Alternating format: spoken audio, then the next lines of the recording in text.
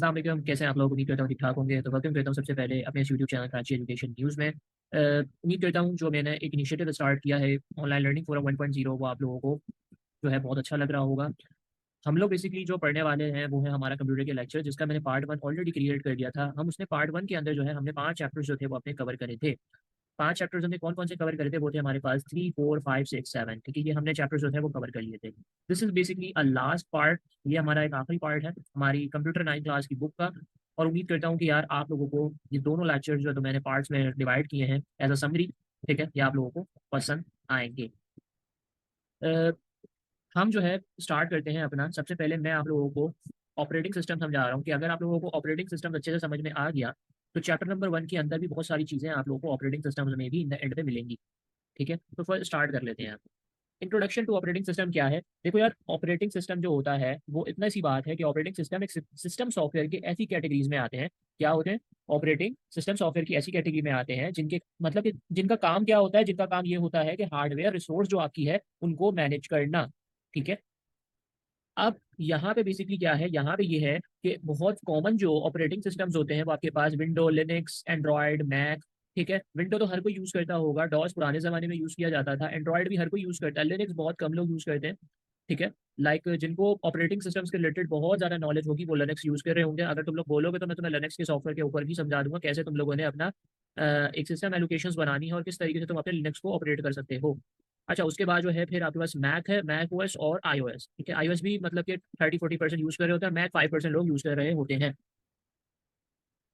उसके बाद हमारे पास सबसे पहले जो है एक और चीज़ को समझने की कोशिश करते हैं कि देखो यार, यूज़र की जो आप ना फॉर एग्ज़ाम्पल यूज़र के जो आप इंटरफ़ेस को प्रोवाइड करने का जो है, आप समझ लो कि यूज़र के इंटरफ़ेस को जो प्रोवाइड जो कर रहे होते हैं, यूज़र अपने इंटरफ़ेस को जो प्रोवाइड कर रहे होते हैं, वो इंटरफ़ेस जो है प्रॉपर्ली इस्तेमाल कर सकें। जैसे कि मोबाइल में आपकी क्या है? मोबाइल में आपके एंड्रॉइड है, ठीक है? कंप्यूटर में क्या है ऑपरेटिंग सिस्टम? वो आपके विंडोज़ है। सो ऑपरेटिंग सिस्टम की वर्किंग कैसे है? अगर ऑपरेटिंग सिस्टम समझना चाहें तो ऑपरेटिंग सिस्टम बेसिकली जो है ना, वो एक सैंडविच की लेयर की तरह बेसिकली समझ लो कि वो सैंडविच की लेयर की तरह काम करता है। मतलब कि एक ये मिडल लेयर, हम इसको एक तरीके से समझ लो कि यार ये मिडल लेयर है, सही है? कि मतलब कि हार्डवेयर जो है ना, मिडल यूज़र किसके लिए है? हार्डवेयर यूज़र्स के लिए। और ये करता क्या है? ये इस तरीके से करता है कि भाई यूज़र जो होता है वो डायरेक्ट हार्डवेयर से काम नहीं करवा सकता। कोई भी एक यूज़र्स है वो डायरेक्ट हार्डवेयर से काम नहीं करवाता, सही है? उसको कोई ना कोई जो है ना एप्लीकेशन चाहिए होती है, कि वो एप्लीकेशन को रन कर सके। तो ये पूरा एक जो है वो एक एक्सप्लेनेशन था। ऑपरेटिंग सिस्टम कोई भी एक्टिविटी कंप्यूटर में मैनेज कर सकता है और इसमें क्या है, ठीक है? अब उसके बाद जो है ये कुछ जो है फंक्शंस परफॉर्म कर रहे होते हैं ऑपरेटिंग सिस्टम, जो कि मतलब 8 फंडामेंटल फंक्शंस होते हैं, जिसमें सबसे पहले स्टार्टिंग है हमारे पास बूटिंग, ठीक है? बूटिंग बेसिकली एक ऐसा प्रोसेस होता है जिसमें आप कंप्यूटर का बेसिकली स्टार्टिंग होती है। अब बूटिंग एक इस तरीके से समझ लो कि भाई सॉफ्टवेयर को बेसिकली सबसे पहले जो है वो लोड करता है यूज़र के लिए, सही है? अपने आप को ना एक तरीके से रेडी कर रहा होता है, सही है? अब ये होगा किस तरीके से, इसकी परफॉर्मेंस कैसी होती है कि सबसे पहले जब आप कंप्यूटर का जो स्विच है उसको ऑन करते हैं तो मदरबोर्ड में जो है बायोस की चिप होती है। अब तुम लोग सोच रहे होगे कि मदरबोर्ड क्या होता है? वो आप लोग को सीपीयू के अंदर मिलेगा, ठीक है? उसमें एक बायोस की चिप लगी हुई होती है, छोटी-छोटी चिप्स लगी हुई होती हैं। अगर किसी ने देखा होगा, वैसे बॉयज़ ने तो काफ़ी ज़्यादा देखा होगा, मगर गर्ल्स का मैं कह नहीं सकता कि उन्होंने इतना डेप्थ देखा हो, मगर फिर भी मैं तुम लोगों को बता देता हूँ कि एक बायोस की चिप्स होती है। उसके अंदर ना कुछ प्रोग्राम्स ना प्री बिल्ट होते हैं, या उसके अंदर कुछ प्रोग्राम्स ऐसे मतलब के होते हैं जिसको हम फ्रेमवेयर कहते हैं, ठीक है? फ्रेमवेयर जो है उसे कहते हैं। फ्रेमवेयर क्या है? अब फ्रेमवेयर बेसिकली सबसे पहले आपका जो है वो रन करता है रोम चिप, ठीक है? वो आपको रन करेगा और फिर क्या करता है? वो चेक करता है, फ्रेमवेयर बेसिकली चेक करेगा, रोम देखेगा कि भाई जो आपके इनपुट एंड आउटपुट डिवाइस है, मतलब फॉर एग्जांपल कि भाई जो आपका कीबोर्ड्स और ये सब है और बाकी आपके जो डिवाइसेज़ हैं, माइक्रोफ़ोन्स हैं, ये सब, ये सारी चीज़ जो है ये कनेक्टेड हुए हुए हैं हार्ड डिस्क के, सही है? वो ये देखेगा, उसके बाद जो है वो ऑपरेटिंग सिस्टम को रैम में लोड करता है। वो ऑपरेटिंग सिस्टम जो है क्या है? वो रैम में लोड करेगा और फिर ये जो पूरा मतलब कि ये एक प्रोसेस होगा, हाँ, वो फिर आपका क्या है, एक डिस्प्ले स्क्रीन आपकी आ रही होगी, डेस्कटॉप स्क्रीन सामने आ जाती है। ये पूरा जो प्रोसेस होता है, इसको हम बूटिंग कहते हैं। इन अ शॉर्ट वे में अगर तुम्हें समझना है, मैं तुम लोग को पूरा डिटेल बता दिया है, सही है? जो कि तुम्हें डायग्राम में यहाँ पे दिख रहा होगा कि यूज़र है, सिस्टम और एप्लीकेशन सॉफ्टवेयर, ये तुम्हारे पास ऑपरेटिंग सिस्टम है और ये हार्डवेयर है। अगर पेपर के अंदर तुम लोगों से फंक्शंस पूछे जाते हैं, तो बराए मेहरबानी डायग्राम्स को भी बनाना, ये अच्छा लगता है पेपर में। बूटिंग समझ में आ गया होगा। रिसोर्स मैनेजमेंट क्या होता है? मतलब आपका जो एक ऑपरेटिंग सिस्टम है, वो मैनेज कर रहा होता है हार्डवेयर को भी और सॉफ्टवेयर को भी, ठीक है? मगर कंप्यूटर के जो हार्डवेयर बेसिकली होते हैं ना, वो एक तरीके से रिसोर्स हैं, और कंप्यूटर जो आपका है, वो आपका एक हार्डवेयर रिसोर्स को यूज़ करते हुए जो भी कमांड को एग्ज़ीक्यूट करता है, वो बेसिकली रिसोर्स मैनेजमेंट है, सही है? उसके बाद यूज़र इंटरफ़ेस हो गया या कमांड इंटरप्रेटर हो गया, ठीक है?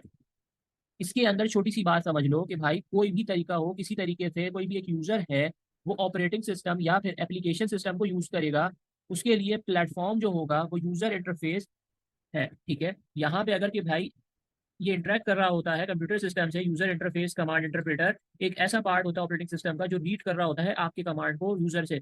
मतलब कि पुराने जमाने में जब हम डॉस यूज करते थे उसके अंदर कमांड लाइन होता था। कमांड लाइन करता क्या था कि आपको कोई भी इंस्ट्रक्शंस देनी है तो आप वहां से डायरेक्ट दे सकते थे। जैसे फॉर एग्जांपल अभी भी आप जब अपने कंप्यूटर को जो स्टार्ट बटन को क्लिक करोगे और वहां पे आप कमांड लाइन करोगे, तो अगर आपने फॉर एग्जांपल अपना सीएमडी करके आप करते हो, सीएमडी लिखोगे और आगे सीएमडी लिखने के बाद आगे जो है आप अपनी इंस्ट्रक्शंस कंप्यूटर को दोगे कि मुझे फॉर एग्जांपल एक तो आप माई अपने जो सारी आपकी लोकेशंस है जो आपके पास ड्राइव्स हैं, ड्राइव सी ड्राइव डी, अगर आप कमांड लाइन से जाते हो तो आप इजीली कमांड लाइन से भी वहाँ पे उसको इंस्ट्रक्शन दे देते हो कि ड्राइव सी में मुझे पहुंचा दें, तो वो आपको ऑटोमेटिकली वहाँ पे भी एंटर करके ड्राइव सी में पहुंचा सकता है। This is the basically user interface. मगर अब के दौर में जो है, जो अभी मॉडर्न दौर हो चुका है, जो कि अभी चल रहा है और ये आगे भी जो है, हाँ कमांड लाइन का जो मामला है वो इतना ज्यादा अभी एंड नहीं है।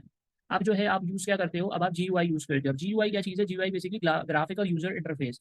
ये करता क्या चीज़ है? ये आपकी सारी चीज़ एक ग्राफिकल फॉर्मेट में शो कर रहा होता है, और मेरे हिसाब से इससे डिटेलिंग में तुम लोगों को नहीं बता सकता। उसके बाद मेमोरी मैनेजमेंट क्या होता है? मेमोरी मैनेजमेंट समझ लो कि आपके पास बहुत सारे कंप्यूटर में एप्लीकेशन रन कर लिया आपने, आपने कंप्यूटर है आपके पास, आपने बहुत सारे कंप्यूटर एप्लीकेशन जो है उसको रन कर लिया। कुछ कंप्यूटर मतलब कि ऐसे होते हैं जो कि हैंग हो जाते हैं। ठीक है, कोई कंप्यूटर ऐसा है जो कितने सारे एप्लीकेशन हैंग कर लिया, हैंग हो गया। वो क्यों होता है, उसकी वजह क्या है? वो इसलिए होता है कि कंप्यूटर में जो आपकी प्राइमरी मेमोरी होती है, सही है, वो सारे टास्क के लिए अवेलेबल नहीं होती है, इसलिए हैंग हो जाता है। सही है। अब हमारे पास जो है इनपुट आउटपुट, जिसको IO मैनेजमेंट भी कहते हैं। ठीक है, ये बेसिकली क्या होता है, हम एक तरीके से समझ लो कि डिवाइस, ये एक डिवाइस मैनेजमेंट भी है। ऑपरेटिंग सिस्टम जो होता है वो इनपुट आउटपुट दोनों को इंटरकनेक्ट कर रहा होता है। ठीक है, क्या करता है कि ऑपरेटिंग सिस्टम जो है वो दोनों को फैसिलिटेट करता है, IO डिवाइसेस मतलब कि इनपुट भी और आउटपुट डिवाइसेस को भी। ठीक है, मगर ठीक है, इन सबको जो है बेसिकली आप जो सिग्नल प्रोसेस कर रहा होता है, अगर एक सिग्नल को प्रोसेस कर रहा होता है वो इनपुट और आउटपुट डिवाइस को कनेक्ट करते हैं। जो भी सिग्नल्स आते हैं वो इनपुट आउटपुट डिवाइस को कनेक्ट करते हैं। ऑपरेटिंग सिस्टम जो है वैसे जो होता है वो एक ड्राइवर जो है, समझ लो एक तरीके से कि ऑपरेटिंग सिस्टम एक ड्राइवर इंस्टॉल करता है।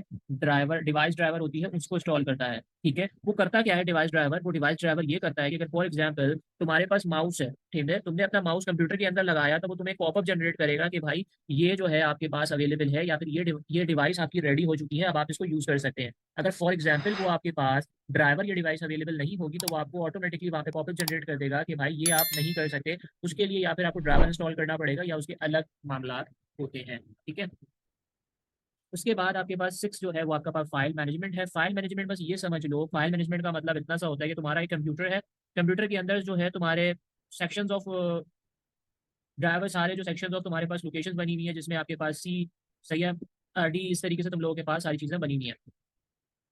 अब वो जो तुम्हारे पास CD करके जो तुम्हारे पास जहाँ पे तुम सेव कर रहे हो अपनी सारी चीजें, तुम्हारी लोकेशन C है, फिर D है, इस तरह कोई दो बनाता है, कोई एक बनाता है। ठीक है, तो ये एक तरीके से समझ लो कि जो भी आपका डाटा होता है वो मुख्तलिफ फोल्डर के अंदर होता है। ठीक है, अगर आप उसको, फॉर एग्जाम्पल आपने एक ही फोल्डर के अंदर आपने फोल्डर बनाया, आपने उसी के अंदर सब कुछ रख लिया। ठीक है, मगर क्या है वो, मगर डिस्प्ले में जो है ना वो आपको नजर आ रहा होता है। और हम बेसिकली जो भी फाइल सेव करते हैं वो समझ लो, जो भी फाइल सेव करते हैं तो वो जो है एक पर्टिकुलर लोकेशन उसको दे रहे होते हैं कि हमने भाई C फोल्डर जमा कराना है, हमने C में डालना है, D में डालना है, या फिर हमने कोई फोल्डर बनाया हुआ है हम उसके अंदर चीजें डालते हैं, वो एक ऑर्गेनाइज फॉर्म में तुम्हें दिखेगा। ये इसी तरीके से यहाँ पर शेयरिंग, नेमिंग, आप नेम डाल सकते हो फोल्डर का अपना कुछ भी। अब ये प्रोसेस मैनेजमेंट है, इसको समझने के लिए पिक्चर को समझना तुम्हें बहुत जरूरी है। इसमें क्या चीज़ है, ये तुम्हें दिख क्या रहा है यार? ये एक तरीके से टास्क मैनेजर है। टास्क मैनेजर क्या करता है क्या नहीं, मैं तुम्हें शॉर्ट फॉर्म में, इतना बड़ा थ्योरी नहीं, इसको छोटे फॉर्म में समझाता हूँ और प्रैक्टिकल में बताता हूँ कि अगर आप विंडो 10 यूज कर रहे हो, क्या यूज कर रहे हो? विंडो 10। विंडो 10 यूज कर रहे हो तो उसमें सबसे पहले तुमने क्या प्रेस करना है? तुमने प्रेस करना है ऑल्ट कंट्रोल प्लस डी, मतलब कि ऑल्ट भी प्रेस करो, कंट्रोल भी प्रेस करो, डी भी प्रेस करो। जब तुमने ये प्रेस कर लिया तो अब तुम्हारे पास एक स्क्रीन आ जाएगी। वो स्क्रीन क्या करेगी? एक स्क्रीन आने के बाद, ठीक है, वहां पे तुम्हारे पास कुछ ऑप्शन होगा, टास्क मैनेजर का ऑप्शन होगा। तुम टास्क मैनेजर को बेसिकली जो है वहां पे टास्क मैनेजर के अंदर जो है तुम्हें इस तरीके से दिखेगा, process, performance, app history, startup, user details, ये सारी चीजें तुम्हें एक आ जाएगा डिस्प्ले में। ठीक है, अब यहाँ पे बेसिकली तुम्हें पता क्या चल रहा है? तुम्हें पता ये चल रहा है कि भाई तुम्हारा बेसिकली तुमने ये सारे ऐप खोले हुए हैं अभी।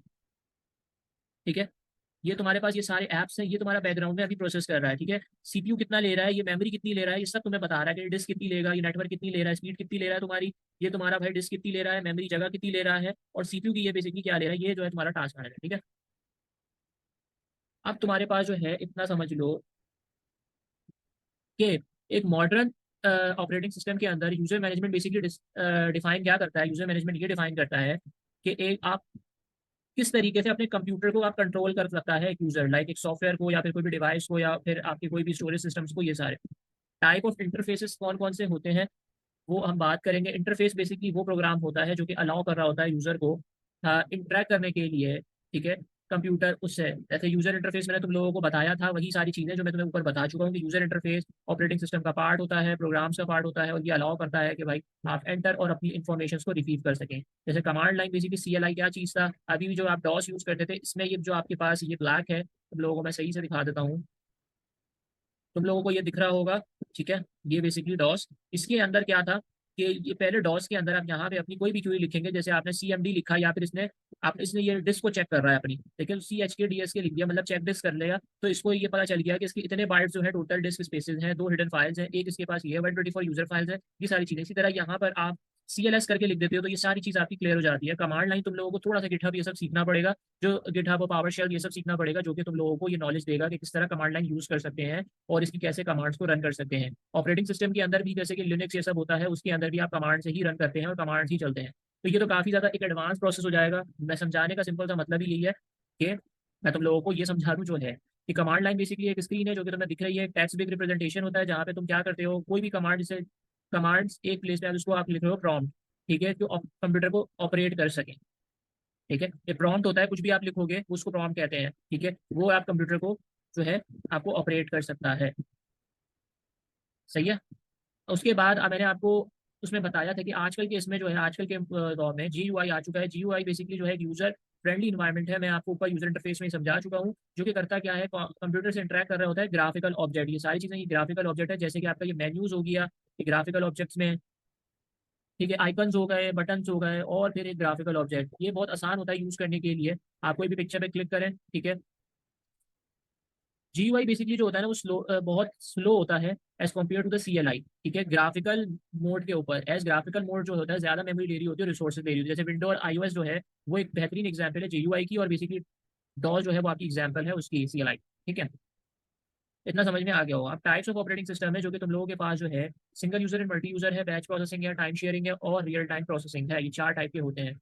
सबसे पहले single user and multi user क्या होता है, अगर मैं तुम लोगों को शॉर्ट में बताऊं कि अगर एक यूजर, जैसे फॉर एग्जांपल आपके मोबाइल में एंड्रॉयड डिवाइस है, एंड्रॉयड डिवाइस वाला मोबाइल है, ठीक है, और वो बेसिकली एक बंदा ही इस्तेमाल कर सकता है, तो वो आपका क्या है, सिंगल यूजर है।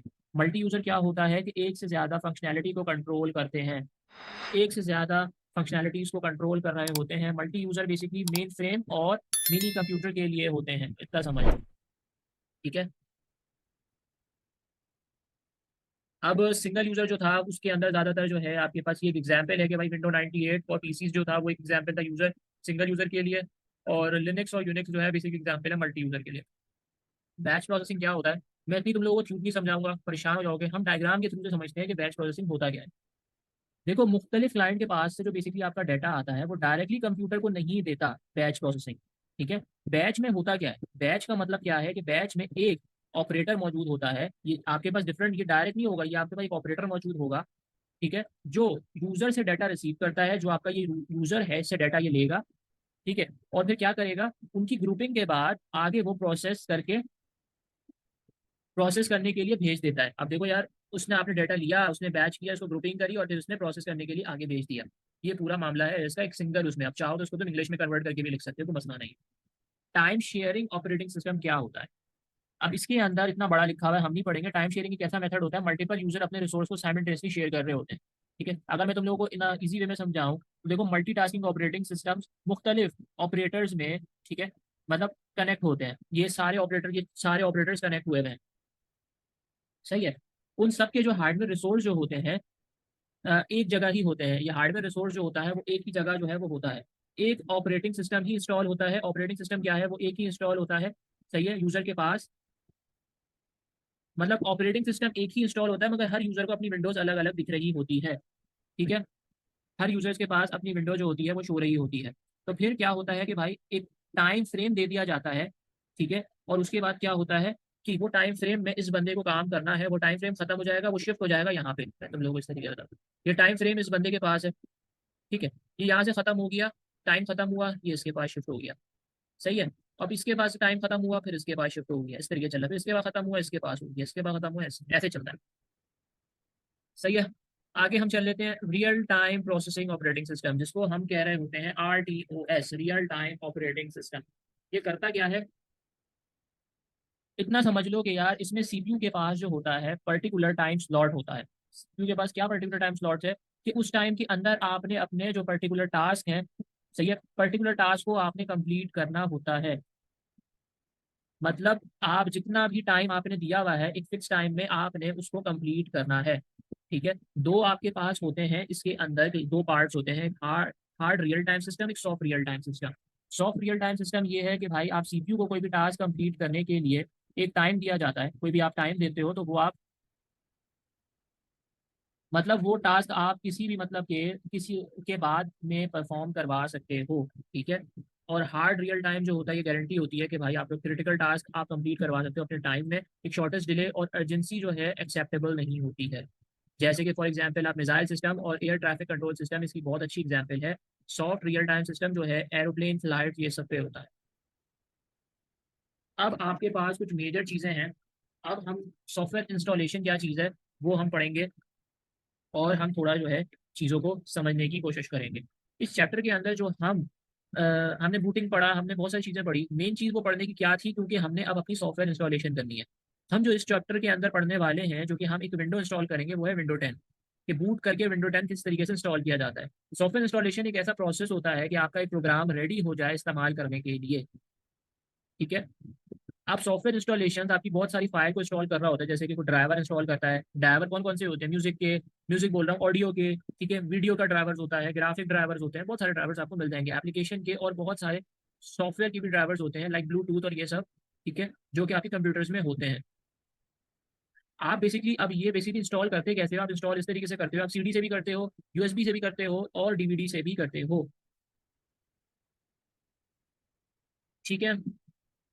अब आपके पास प्रोसेसर क्या होता है, प्रोसेसर बेसिकली वो होता है आपका सीपीयू का एक स्पीड, सीपीयू का स्पीड तकरीबन आपका जो होता है गीगाहर्ट्ज में 1 गीगाहर्ट्ज होना चाहिए। मेमोरी तकरीबन आपके पास जो होती है इस 1 GB 32 बिट्स या 2 GB 64 बिट्स आपकी होनी चाहिए। मगर आजकल मैं तुम लोगों को रिकमेंड करूंगा कि अगर कंप्यूटर तुम लोगों के पास है तो just go for the 64 bits, क्योंकि 32 बिट्स का जमाना निकल चुका है। अब जो भी आप सॉफ्टवेयर इंस्टॉल करते हो वो ज्यादातर आपके जो है 64 बिट्स में ही होते हैं। हालांकि विंडो तक भी जो तुम लोग इंस्टॉल कर रहे होते हो वो भी 64 बिट्स में ही होता है, तो go for the 64 bit. 32 bit वाली विंडो मत इंस्टॉल करना, क्योंकि अब वो जो है खत्म होने वाली है एकदम। उसमें 32 बिट्स के अंदर बहुत सारी चीजें चलती भी नहीं है, ना आप लोग के प्रोग्राम चलेंगे प्रॉपरली ना कुछ भी है। ठीक है। स्टोरेज आपके पास जो होता है वो आपका भाई 32 GB या जितना भी आप लोग हैं। फिर डिस्प्ले आपका मॉनिटर की भाई एक कैपेबिलिटी होती है कि भाई मॉनिटर 800 या 600 है। अब इंस्टॉल करने के लिए तुम लोगों ने क्या करना है वो असल में यहाँ पे बता रहे हैं। देखो सबसे पहले जो है, अगर मैं तुम लोगों को एक बात बताऊं तो इंस्टॉल बेसिकली जो करते हैं उसके दो टाइप्स होते हैं। यहाँ पे क्या लिखा हुआ है, अपग्रेड लिखा हुआ है, कस्टमाइजेशन इंस्टॉल लिखा हुआ है। मैं तुम लोगों को बताऊंगा एक क्लीन इंस्टॉलेशन होती है, एक अपग्रेड होती है इंस्टॉलेशन। अपग्रेड इंस्टॉलेशन का मतलब क्या होता है कि वो एक ऐसा इंस्टॉलेशन होता है कि वो बेसिकली जो आपका ऑलरेडी एक ऑपरेटिंग सिस्टम हुआ हुआ है, आपका विंडो 7 या विंडो 10 हुई हुई है, आप विंडो फिर से करना चाह रहे हो, वो उसी के ऊपर आपको अपग्रेड करके दे देगा। मतलब फॉर एग्जाम्पल कोई ड्राइवर का इशू आ रहा है या कोई मेमोरी का इशू आ रहा है, तो वो उसको तुम लोगों को अपग्रेड करके दे देगा। क्लीन इंस्टॉलेशन का मतलब क्या है, कि क्लीन इंस्टॉलेशन का मतलब कुछ इस तरीके से है कि तुम लोगों की एक कंप्लीट न्यू जो है ड्राइवर, न्यू बिल्कुल जो है विंडो इंस्टॉल होगी। सही है। अब आपने क्या क्या चीज़ करनी है, किस तरीके से आपने एक विंडो को इंस्टॉल करना है, हम उसके बारे में अब पढ़ने जा रहे हैं। ठीक है। सबसे पहले आपको विंडो इंस्टॉल करने के लिए एक सीडी चाहिए होगी। ठीक है। अब उससे पहले आपने क्या करना है कि भाई आप अपना सारा जो मेमोरी या मेमोरी के अंदर जो आपका मेन चीज़ें हैं, जो आपके काम की चीज़ें हैं, आप उसका एक बैकअप बना लें। आप उसको कॉपी करके या फिर बैकअप बना लें, या फिर आप अपने कोई डिवाइस या यूएसबी के अंदर उसको कॉपी कर लें कि वो जो है पूरा रिमूव ना हो जाए। अब उसके बाद क्या है कि सीडी आपकी ऐसी होनी चाहिए जो कि बूट होने की कैपेबिलिटी रखता हो। उसके बाद आपने करना क्या है, आपने ये है कि भाई अपने कंप्यूटर को रीस्टार्ट करना है अगर ओपन किया हुआ है। और फिर आपके पास सबसे पहले फर्स्ट स्टार्टअप स्क्रीन आ जाएगी। मतलब कि आपके पास अगर डेल का लैपटॉप है या एचपी का लैपटॉप है, तो स्टार्टिंग में उनका लोगो रिप्रेजेंट करता है, डेल होगा, एचपी होगा। ठीक है। आपने F2 को प्रेस करना है। ठीक है। F2 प्रेस करोगे तुम लोगों के पास एक बायोस की स्क्रीन आ जाएगी। ठीक है। बायो की स्क्रीन के अंदर वहां पे तुम लोग जो है अपना सीक्वेंस दे सकते हो कि तुम लोगों को बेसिकली इसमें फोल्डर्स में करना है या क्या करना है। ठीक है। बायो सीक्वेंस के अंदर तुम बता सकते हो कि भाई तुमने ये बेसिकली सीडी से कर रहे हो या फिर इंटरनल जो है, ये सारी चीजें। अब उसके बाद उसी के नीचे तुम लोगों को दिया हुआ होगा, तुम लोगों को अपग्रेड करना है या कस्टमाइज इंस्टॉलेशन करनी है, इसी के ऊपर इसको अपग्रेड करना है। अपग्रेड करोगे तो क्या होगा, अपग्रेड करोगे तो तुम्हारा जब इसको तुम एंटर करोगे तो तुम्हारे पास जो है ना, वहां पे पूरी इंस्टॉल करने के लिए नहीं आएगा, सिंपली जो है अपडेट का वर्जन आ रहा होगा, अपग्रेड का, उसके ऊपर क्लिक कर दोगे, तुम्हारी जो है ये प्रैक्टिकल होता है पूरा, ठीक है, प्रैक्टिकल पॉइंट ऑफ व्यू से मैं समझाता हूँ ये वाला करके। मगर अब क्या करेंगे, एक समरी जो है टॉपिक चल रहा है, तो मैं तुम लोगों को सिर्फ ओरली समझा रहा हूँ इसको, कि भाई तुम लोग, और उम्मीद करता हूँ समझ में आ भी रहा होगा कि भाई तुम लोग जो है इसको अपग्रेड किस तरीके से करोगे। अपग्रेड इस तरीके से करोगे कि तुम लोगों के पास, जब तुम लोगों ने सब चीज सेटअप कर ली ना, तुम्हारे पास अपग्रेड का ऑप्शन जब तुमने कर लिया, कि बूट ऑर्डर तुम करोगे, वहाँ पे बूट सीक्वेंस बता रहे होगे कि भाई इंस्टॉलेशन की सोर्स क्या है तुम्हारी, कि तुमने यूएसबी लगाई हुई है या फिर तुम्हारे पास कोई सीडी तुमने लगाई हुई है, वो सब तुम बताओगे। फिर तुम उसके बाद ऑप्शन सेलेक्ट करोगे अपग्रेड करना है, फिर से तुमने पूरी इंस्टॉल करनी है। पूरी जब तुम इंस्टॉल करोगे तो पूरी इंस्टॉल करने के बाद तुम्हारे पास इंस्टॉल का बटन आ रहा होगा यहाँ पे, रुको मैं तुम्हें समझाता हूँ, इधर जो है तुम्हारे पास यूं करके एक इंस्टॉल का बटन आ रहा होगा विंडो पे, ठीक है। तुम इसके ऊपर जो है क्लिक कर दोगे तो तुम्हें क्या होगा कि तुम फिर जो है आगे की तरफ मूव कर सकते हो। अगर सिर्फ तुम्हारे पास कोई प्रॉब्लम आ रही है तो तुम अपग्रेड भी कर सकते हो, तुमने अपग्रेड सेलेक्ट किया और तुम इसके ऊपर क्लिक कर दोगे तो ये अपग्रेड पूरा पूरा तुमसे नहीं बनाएगा, मतलब तुम्हारे पार्टीशन जो बने हुए हैं, जो लोकेशन सी डी बनी हुई है, वैसे ही बनी हुई होगी, मगर जो तुम्हारे कंप्यूटर में प्रॉब्लम होगी उसको सही कर देगा। इंस्टॉल अगर कंप्लीट करोगे तो ये फिर तुम्हारा क्या करेगा, ये पूरा तुम्हारा पार्टीशन बनाएगा। अब पार्टीशन कैसे बनाना है कंप्यूटर के अंदर, जो तुम लोग देखते हो लोकेशन सी डी इस तरह से, वो मैं तुम लोगों को प्रैक्टिकल फॉर्म में बताऊंगा इंशाल्लाह बाद में। उसके बाद तुमने कोई भी डिवाइस सेलेक्ट करनी है और फिर ये तुम लोगों का पूरा हो जाएगा। सही है, समझ में आ गया होगा ये। अब हम जहाँ पर जो सीखने वाले हैं, हमने ऊपर सीख लिया कि हमने किस तरीके से विंडो इंस्टॉल करनी है। अब क्योंकि हमारा ऑफिस ऑटोमेशन चैप्टर का नाम है, तो हमने यहाँ पे देखना भी है कि ऑफिस को किस तरीके से इंस्टॉल कर सकते हैं। अब ये ऑफिस क्या है, हम जो बेसिकली इस चैप्टर के अंदर पढ़ रहे थे, अब इस चैप्टर के अंदर बोल रहा हूँ, हमने सॉरी, मैं ऑफिस ऑटोमेशन इस चैप्टर को कहती है, बेसिकली ऑपरेटिंग सिस्टम है। हमने ऑफिस ऑटोमेशन चैप्टर नंबर 3 के अंदर पढ़ा था, ठीक है। ऑफिस ऑटोमेशन जो हम वहाँ पे परफॉर्म कर रहे थे, वो हमारे पास माइक्रोसॉफ्ट ऑफिस था 2010 वाला, जो हम स्टार्ट परफॉर्मिंग करते। ऑफिस के अंदर जो बेसिकली माइक्रोसॉफ्ट ऑफिस सूट होता है, उस सूट के अंदर जो है हमारे पास ये सारे प्रोग्राम्स हमें मिलते हैं। वर्ड सही है, ये हमारे पास एक्सेल हो गया, पावर पॉइंट हो गया, ये हमारे पास अडोब एक्सपी हो गया, और बाकी भी हमारे पास dream weavers, Adobe dream weavers, ऐसी बहुत सारी चीज़ें हमें मिलते हैं, ठीक है। हमारे पास ये इंस्टॉल करने के लिए क्या है कि भाई, मतलब ये समझ लो कि विंडो एक ऐसी ऑपरेटिंग सिस्टम है जो कि हमारा इंस्टॉल करने के लिए अदर सॉफ्टवेयर जो कि हमारे कंप्यूटर में बेस्ट ज़्यादा यूज हो। ऑफिस ऑटोमेशन सॉफ्टवेयर एक कॉमन सॉफ्टवेयर होता है जो कि हर के कंप्यूटर में होगा ऑलमोस्ट, ठीक है। अब ऑफिस जो है बेसिकली वो आपने कैसे करना है, ये एक कॉमन यूनिट इतना समझ लो, मैं तुम लोगों को बताया कि भाई एमएस वर्ड है आपके पास, सेपरेट शीट जो है एक्सेल है, मल्टीमीडिया प्रेजेंटेशन, पावर पॉइंट या डेटाबेस अगर बनाना है तो ये तुम्हारा ए जो है, वैसे अडोब एक्सडी भी होता है, सही है, जो कि तुम्हारा एक ग्राफिक यूजर इंटरफेस जो होती है उसको तुम डिजाइन कर रहे होते हो, मगर ये बेसिकली तुम्हारा डेटाबेस का है। डेटाबेस जो तुम लोगों ने चैप्टर 7 में पढ़ा था, माइक्रोसॉफ्ट एक्सेस, वो भी तुम्हारा जो था वो यही चीज़ है, ठीक है।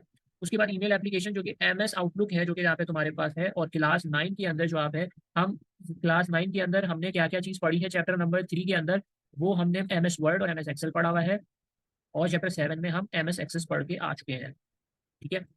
अब नीचे यहाँ पर इन्होंने सब स्टेप बताया हुआ है कि एमएस ऑफिस आपने किस तरीके से करना है। एमएस ऑफिस जो है तुम यूएसबी से भी कर सकते हो, डीवीडी से भी कर सकते हो, मैं ज्यादातर डीवीडी पे करता हूँ, क्योंकि डीवीडी पे ऊपर जो है आपके पास सबसे पहले क्या करना है कि आपको बॉक्स मार्क होता है कि तुम एक्सेप्ट करना चाहते हो स्ट्रम को। ज्यादातर जो है ये एग्रीमेंट होता है जिसको तुम लोग एक्सेप्ट या रिजेक्ट करते हो। अगर तुम रिजेक्ट करोगे तो तुम अपना एमएस ऑफिस कभी इंस्टॉल नहीं कर सकते, एक्सेप्ट करना बनता है। और मैं तुम लोगों को लिटरली बताऊं तो 90% या 99.9% जो लोग होते हैं वो कभी भी एग्रीमेंट पढ़ते नहीं है प्रॉपर्ली, वो जस्ट नीचे जाते हैं, एग्रीमेंट को टिक आउट करते हैं और ओके कर देते हैं। उसके बाद तुमने प्रोडक्ट की डालनी है। अब ये प्रोडक्ट की क्या होती है, प्रोडक्ट की ये होती है कि जो भी तुम लोग डीवीडी ले रहे हो या जहां से तुम लोग इसका क्रैक वर्जन इंस्टॉल कर रहे हो, ठीक है, उसके साथ तुम लोगों को जो है वो क्रैक वर्जन की फाइल के साथ प्रोडक्ट की मिलेगी। वो की तुम लोगों को डालनी होती है, जो कि तकरीबन 14 नंबर्स की होती है, उससे ज्यादा नंबर्स की होती है, पांच पांच मतलब 4 बॉक्स होंगे तुम लोगों के पास में, तुम लोग है ना 4 4 नंबर्स डालने होते हैं, ठीक है। नंबर्स डालने के बाद क्या होगा कि भाई वो प्रोडक्ट की जो है तुम्हारी जो है जब डल जाएगी, देन तुम्हारे पास इंस्टॉलेशन का आ जाएगा कि तुम लोग अब जो है अपने ऑफिस जो सूट है तुम्हारा, उसमें क्या क्या चीज़ को इंस्टॉल करना चाहते हो। बहुत सारे लोग हर सॉफ्टवेयर इंस्टॉल नहीं करना चाहते, ज्यादातर मेजर जो उनका सॉफ्टवेयर इंस्टॉल करने, क्योंकि बहुत सारे हैं ऑफिस ऑटोमेशन के अंदर चीजें।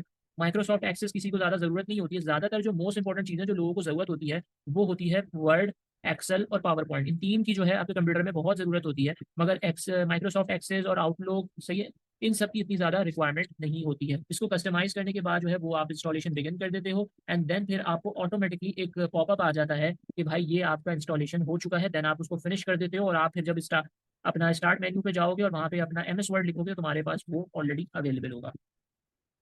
अब इन्होंने एक और चीज़ तुम लोगों को बता दी है कि भाई अगर तुमने एमएस ऑफिस को इंस्टॉल करना है तो तुम्हारा हार्डवेयर जो है, बेसिकली हार्डवेयर और सॉफ्टवेयर जो है, कुछ मिनिमम रिक्वायरमेंट होगी कि भाई क्या तुम्हारे पास होना चाहिए। एक मिनिमम रिक्वायरमेंट जो होती है वर्जन की वो है कि भाई अगर एमएस ऑफिस 13 कर रहे हो तुम लोग इंस्टॉल, तो तुम लोगों के पास तकरीबन जो है 1 गीगाहर्ट्ज का प्रोसेसर होना चाहिए, 1 GB रैम होना चाहिए, और हार्ड डिस्क के अंदर 3 GB की फ्री स्पेस होनी चाहिए। मिनिमम ऑपरेटिंग सिस्टम तुम यार विंडोज 7 कर सकते हो, मगर अब विंडोज 7 जो है वो ऑब्सलीट हो चुका है, खत्म हो चुका है विंडोज 7। अब वहाँ पे ज्यादा अपडेट्स नहीं आती विंडोज 7 में, मगर फिर भी जो बेसिकली अदर डिपार्टमेंट्स हैं, लाइक बहुत हल्के डिपार्टमेंट और डिफरेंट आप प्रिंटर्स की दुकान में जा रहे होते हो, उनके लिए जो बहुत ईजी यूज है वो आज भी विंडोज 7 है। ठीक है, हालांकि लोग चांद पे पहुंच गए, मगर आप जहाँ रहते हो वो पीछे चलेंगे ना, दुनिया पीछे चल रही है क्या कैसे। अब यहाँ पे आपको एंटीवायरस इंस्टॉल करने का ये बता रहे हैं कि एंटीवायरस बेसिकली कुछ फ्री सॉफ्टवेयर अवेलेबल हैं जो कि ऑनलाइन है, जैसे एवीजी, आवाज, अवीरा। ठीक है, ये सारे जो है फ्री एंटीवायरस सॉफ्टवेयर है। आपने इंस्टॉल किस तरीके करना है, आप क्रैक वर्जन भी इंस्टॉल कर सकते हो। आजकल आपको ब्राउजर पे हर क्रैक वर्जन मिल जाएगा, मगर अगर आपने इंस्टॉल ऐसे करना, अभी सीडी और डीवीडीज भी मिलती है मार्केट में। आप एवीजी, मैं बेसिकली जो यूज़ करता हूँ वो मैं मैचफी यूज़ करता हूँ, that was a paid licensing, और मैचफी के साथ मैं आवाज यूज़ करता हूँ एज ओपन सोर्स फ्री, तो तुम लोग भी आवाज को यूज़ कर सकते हो, आवाज या एवीजी। ठीक है, मोस्ट इंपॉर्टेंट कंपोनेंट जो होते हैं आपके पास एंटीवायरस सॉफ्टवेयर के, वो बेसिकली अगर आपके कंप्यूटर के अंदर बेसिकली कोई ऐसी फाइल इंस्टॉल हो गई जिसके अंदर फॉर एग्जांपल वायरस या कुछ भी है, तो वो टाइमली आपको अपडेट करता रहता है कि भाई ये बेसिकली वायरस आया है, और वो उस चीज़ को जो है रिमूव कर देगा। तो that was the end of the chapter. ये बेसिकली जो है आपका एंडिंग था चैप्टर का, चैप्टर नंबर 2 का। तो आप लोगों को पसंद आया होगा। एंड अब जो है हम अपने लास्ट चैप्टर के ऊपर आ जाते हैं। लास्ट चैप्टर जो हमारा है वो है हमारे पास फंडामेंटल्स ऑफ कंप्यूटर। अब फंडामेंटल ऑफ कंप्यूटर क्या है वो थोड़ा सा समझ लेते हैं। सबसे पहले इंट्रोडक्शन है कंप्यूटर की। बच्चा बच्चा यार तुम लोग 1 से लेकर पढ़ते हुए आ रहे हो कि कंप्यूटर क्या होता है। कंप्यूटर एक इलेक्ट्रॉनिक डिवाइस है, या फिर तुम समझ लो कि कैलकुलेटिंग मशीन है। जो करता क्या है, जो आपके सारे कैलकुलेशन परफॉर्म करता है बेस्ड ऑन ह्यूमन इंस्ट्रक्शन। मतलब कि आपने उसको कोई इंस्ट्रक्शन दिया तो वो आपके उस पर परफॉर्म करेगा। कंप्यूटर जो है हर फील्ड में यूज़ किया जाते हैं, बिजनेस फील्ड हो, इंडस्ट्री की फील्ड हो, या एजुकेशन की फील्ड हो, बैंकिंग की फील्ड हो, रिसर्च की फील्ड हो, या फिर मीडिया एंटरटेनमेंट की फील्ड हो, हर जगह यूज़ किए जाते हैं। एवोल्यूशन ऑफ कंप्यूटर क्या चीज़ है कि वक्त के साथ साथ कंप्यूटर में जो सलाहियत है ना, ठीक है, वो बेसिकली वो बढ़ती गई है। सही है, एवोल्यूशन के साथ साथ बढ़ती गई है सलाहियतें जो हैं। अब जो है आपके पास बहुत ऐसे ऐसे कंप्यूटर आने लगे हैं जो सोच नहीं है, मगर इसको जो है बेसिकली 3 एराज में डिवाइड किया गया हुआ है। एक डार्क एरा है आपके पास, एक आपके पास जो है एरा, वो इतना समझ लो कि आपके पास अपना है मिडिल एजेस हो गए, और फिर मॉडर्न एजेस हो जाएंगे आपके पास। ठीक है, कि सबसे पहले स्टार्टिंग में जो आपके पास जब शुरू शुरू हुआ था, तो वो आपका एक मैकेनिकल एरा था जिसको आप डार्क एज है। यहाँ पे होता क्या था, यहाँ पे ये होता था कि भाई डार्क एजेस के अंदर में मैनुअल जो वर्किंग थी ना वो हुआ करती थी। ठीक है, कोई एक्चुअल बेसिकली मशीन नहीं थी। हम यहाँ पर बेसिकली करते क्या थे कि बीट्स होते हैं ना, बीट्स, हम बीट्स से किया करते थे। हम बीट्स और समझ लो बीट्स की मदद से और पत्थर की मदद से कैलकुलेशन जो होती थी ना वो किया करते थे। जैसे कि एबाकस है, एबाकस बेसिकली 5000 ईयर्स में जो है इसको एक काउंटिंग फ्रेम भी कहते थे। ये बेसिकली क्या करता था, ये अर्थमेटिक ऑपरेशन परफॉर्म करने के लिए स्टूडेंट्स को मदद देता था। क्या करते थे, मैंने बीट्स बताया ना, बीट्स या पत्थर, तो ऐसे कैलकुलेट करते होंगे 1 2 3 4 5 6 1 2 3 4 5, और 5 को इस तरह से। ये पहला था आपके पास। उसके बाद आपके पास जो है नेपलियर बोन आया। नेपलियर बोन एक जॉन नेपलियर जो कि डेवलप करता है नेपियर बोन। ठीक है, ये बेसिकली आप नेपियर रॉड्स भी होते हैं। इसमें क्या है कि एक स्मॉल मशीन लगी हुई है यहाँ पे, जो कि इसके अंदर जो है 10 रॉड्स है टोटल। ठीक है, ये रॉड्स बेसिकली बोन से बने हुए हैं, बोन्स वुड से और मेटल से। ठीक है, ये आपको मल्टीप्लिकेशन और डिवीजन करने के लिए होते हैं। ये आप पूरे अर्थमेटिक कैलकुलेशन जो होती है ना उनके करने के लिए होता है, अर्थमेटिक ऑपरेशन। मगर नेपलर बोन आप जो है मल्टीप्लाई और मल्टीप्लिकेशन और डिवीजन करने के लिए होता है। This chapter is so much tough chapter, क्योंकि ये सबसे बड़ा चैप्टर है। 1 और 2 जो है बच्चों को काफी ज्यादा हार्ड लगता है। मैं उन बच्चों की बात कर रहा हूँ जो भाई पढ़ने वाले बच्चे हैं। 2 इसलिए हार्ड लगता है क्योंकि ऑपरेटिंग सिस्टम से बहुत सारे बच्चे नॉलेज नहीं होती ऑपरेटिंग सिस्टम की बच्चों को। तो ऑपरेटिंग सिस्टम में लोग बस ऊपर ऊपर से बस जानते हैं कि भाई ये मेरा विंडो है, ये मेरी भाई ये मेरा ये इसको मैक कहते हैं, ये डॉस लिनक्स और सोर्स मैनेजमेंट बैच प्रोसेसिंग ये सब कोई नहीं जानता, तो वो थोड़ा मुश्किल हो जाता है। बाकी विंडो इंस्टॉल करना वो भी जो है आजकल जो बच्चे हैं उनको थोड़ा आता होगा, मगर इतना डेप्थ नहीं आता। चैप्टर 1 में मुश्किल यही सारी चीजें हैं, क्योंकि बहुत बड़ा चैप्टर है और इंपॉर्टेंट भी। ठीक है, उसके बाद हमारे पास आ जाता है ये slide rule. Slide rule basically जो है, स्लाइड रूल जो तुम्हारा एक तरीके से समझ लो कि रूलर्स है। ये विलियम जो है उन्होंने बेसिकली इन्वेंट किया था स्लाइड रूल। ये बेसिकली दो मतलब के जो है मूवेबल रूलर होता है साइड बाय साइड, ये मूवेबल आपके पास रूलर्स हैं। ये करेगा कि एक बेसिकली जो है मैथमेटिकल कंप्यूटेशन कर रहा होता है, ये मल्टीप्लाई कर रहा होता है और डिवाइड कर रहा होता है नंबर को। अभी भी जो मॉडल स्लाइड जो है, ये बेसिकली रूलर जो है ये यूज होते हैं बहुत सारी कंट्रीज में। अच्छा, जो हम पुरानी जो बुक्स पढ़ते थे मैथ्स की, उसके अंदर जो है हमारे पास ये सारे टॉपिक्स वही वाले हैं जो हम पुरानी बुक्स की मैथ्स में पढ़ते थे। मगर ये पैस्कलिन जो और ये पास्कल जो है ना, ये इन्होंने डार्क एज के अंदर डाल दिया, ये एक न्यू है। ठीक है, ये है क्या कि पैस्किन बेसिकली जो है उसने किया क्या, ये जो है एक मैकेनिकल कैलकुलेटर जो है उसने इन्वेंट किया था, जिसको हम पैस्किलाइन कहते थे। और मैं तुम लोगों को बता दूं कि इससे एमसीक्यूज बहुत ज्यादा पूछे जाते हैं, तो इसको अच्छे से अभी देख लो। सही है। इसने बेसिकली उसके बाद क्या किया कि इसने वो डेवलप को मशीन उसने जो है डेवलप किया मशीन अपने फादर की हेल्प से। उस पैस्कलिन जो है बेसिकली उसने परफॉर्म क्या करता था, वो उसने एडिशन और सब्ट्रैक्शन परफॉर्म करता था। 8 फिगर की तकरीबन जो है एडिशनल परफॉर्म करता था। लेबनिज कैलकुलेटर बेसिकली क्या था, लेबनिज कैलकुलेटर एक जर्मन मैथमेटिशियन था। वो बेसिकली उसने जो है ये डेवलप किया था। और उसने किया क्या था, उसने बेसिकली कुछ नहीं किया था, ये पहला कैलकुलेटर था जो कि परफॉर्म सारे चार के चार हमारे जो अर्थमेटिक ऑपरेशन करता था, एडिशन सब्ट्रैक्शन मल्टीप्लिकेशन और डिवीजन। अब आपके पास जो मेजर चीज है जो कि बैबेज है, हमने बैबेज डिफरेंस और एनालिटिकल इंजन। इसने क्या किया कि भाई चार्ल्स बैबेज जो थे उन्होंने मॉडर्न कंप्यूटर का एक कॉन्सेप्ट सिर्फ दिया था।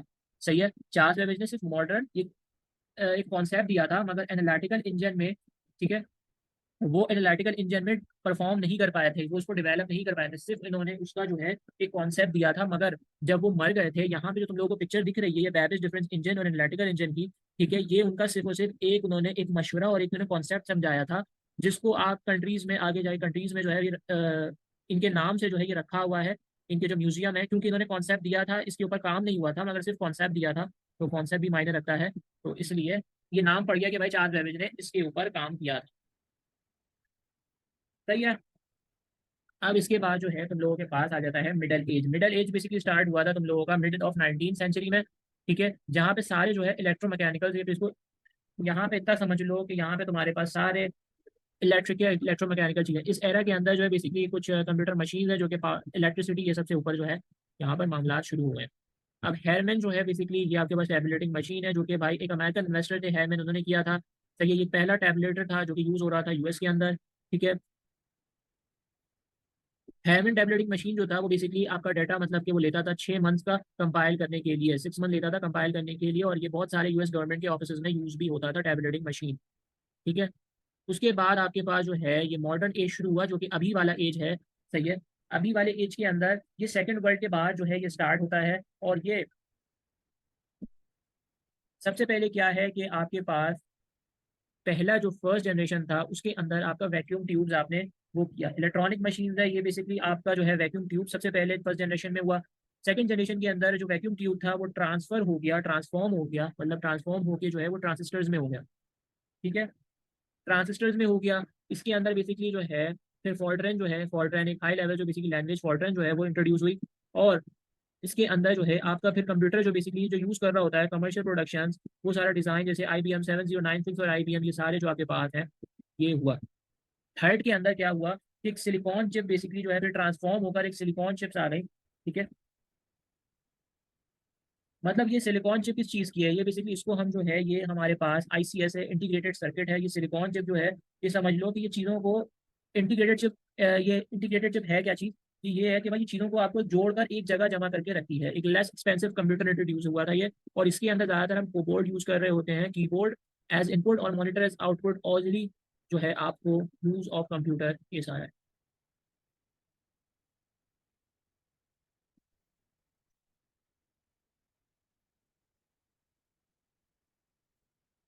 अब उसके बाद फोर्थ जनरेशन है आपके पास, जो कि आपके पास माइक्रो प्रोसेसर हो गया। अगर तुम लोगों ने भाई अपने कंप्यूटर के अंदर कभी खोल के देखा हो तो वहां पे तुम लोगों को माइक्रो प्रोसेसर ये दिखेगा, मतलब सीपीयू के अंदर होता है। सही है, और लेस एक्सपेंसिव होता है, स्मॉलर और रिलायबल होता है। ये बेसिकली सेवन कंडक्टर मेमोरीज होती हैं, तुम लोगों को यहाँ पे मेमोरीज दिख रही हैं, रैम्स और रोम। ठीक है, इसके अंदर बेसिकली कुछ हाई लेवल जो होते हैं कुछ लैंग्वेजेस इंट्रोड्यूस हुए थे, जैसे C++, जावा। ये बेसिकली हर फील्ड में यूज हो रहा होता है। सही है, बिजनेस में, आर्ट वर्क में, हर फील्ड में। ठीक है, अब फिफ्थ जनरेशन जो बेसिकली है वो हमारा अभी का जनरेशन है, जो कि अभी हमारा जो जनरेशन चल रहा है। इस जनरेशन के अंदर बहुत सारी डेवलपमेंट हुई। ठीक है, अब डेवलपमेंट जो ज़्यादा डेवलपमेंट हो गई है वो अब आ चुका है AI। अब आप लोग कुछ भी काम देखेंगे वो आप लोगों का हो चुका है आर्टिफिशियल इंटेलिजेंस के ऊपर। आर्टिफिशियल इंटेलिजेंस इतना समझ लो कि यार पहले आर्टिफिशियल इंटेलिजेंस सबसे पहले जो है फेसबुक स्टार्ट किया था। फेसबुक में एक चैटबॉट के नाम से होता था, कि अभी भी जैसे आप कोई भी फेसबुक के ऊपर मैसेज करते हो तो ऑटोमेटिकली मैसेज जनरेट हो जाता है, वो एक चैटबॉट है AI का। समझता इंसान ये है कि कोई बंदा बैठा हुआ है पीछे वो रिप्लाई कर रहा है, मगर ऐसा नहीं होते, चैटबॉट्स होते हैं। उस टाइम पे मगर उन्होंने ये सारी चीज़ें उस टाइम पर जब 17-18 का टाइम था उस टाइम पे उन्होंने ये चीज़ फिर क्लोज कर दी थी।